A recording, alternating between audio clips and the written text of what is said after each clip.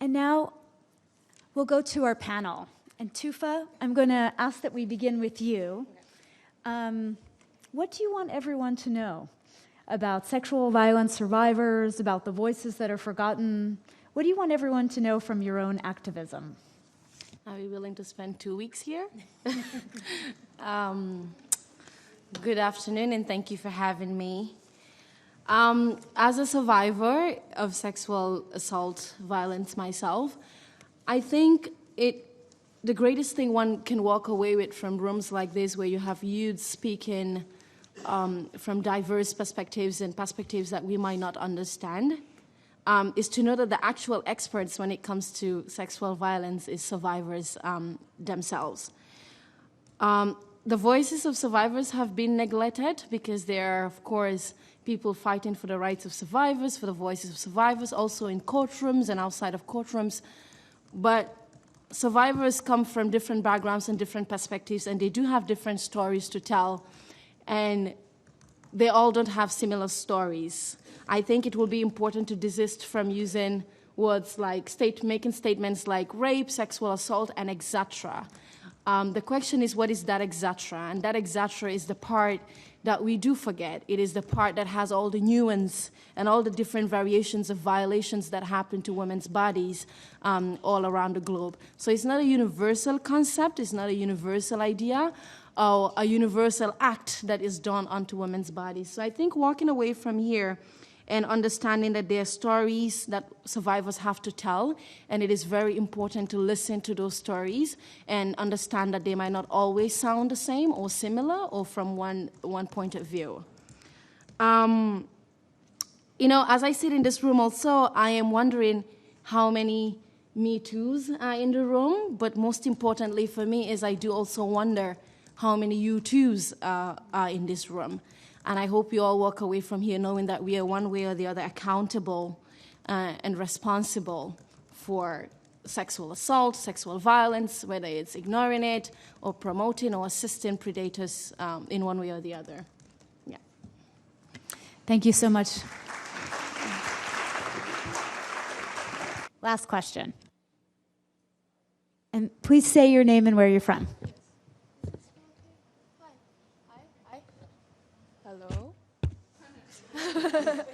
Hi, my name is Michelle. I'm from Indonesia, and my question is that I'm so sorry, by the way. I think it's, especially in this day and age, it's so easy to create a moment and create a viral moment, especially in regards to advocacy.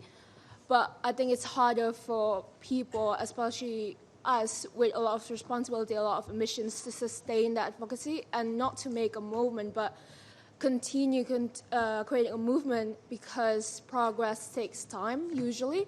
And so my question is that how would you sustain your peers and youths in this room to continue doing advocacy beyond just going to one march in one weekend, into joining an organization and have a commitment to the cause? Thank you.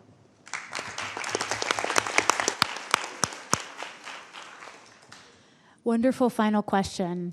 So panelists, we have just a few minutes left. So please be succinct and answer the questions that you're most interested in. Who would like to kick it off?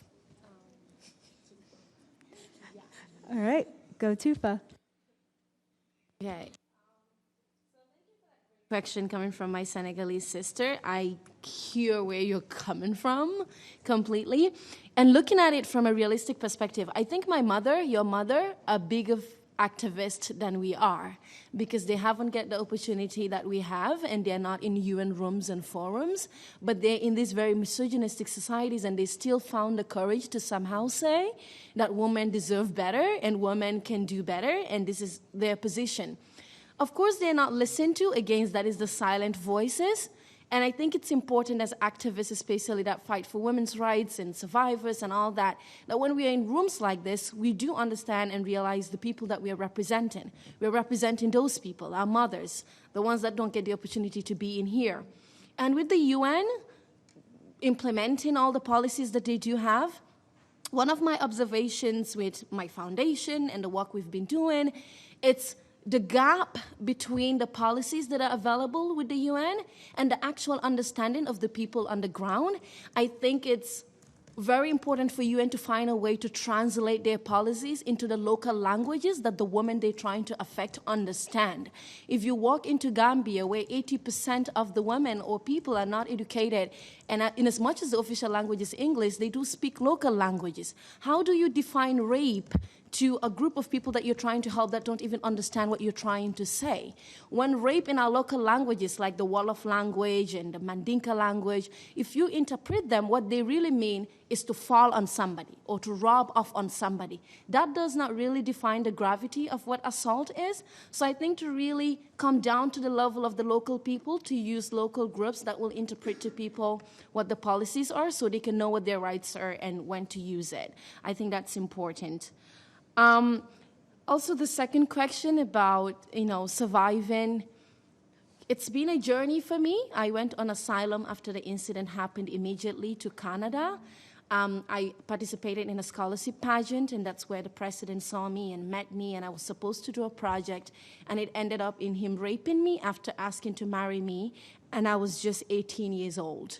And I did say no to that, not because I was brave enough at the time, but I just thought it was wrong for me to get married because I wanted to go to school. That is why I participated in the scholarship pageant. So he did what he did because he's powerful, and the minute he was doing it, he did tell me that no one can hear me, no one will listen to me, that he is the president of the country.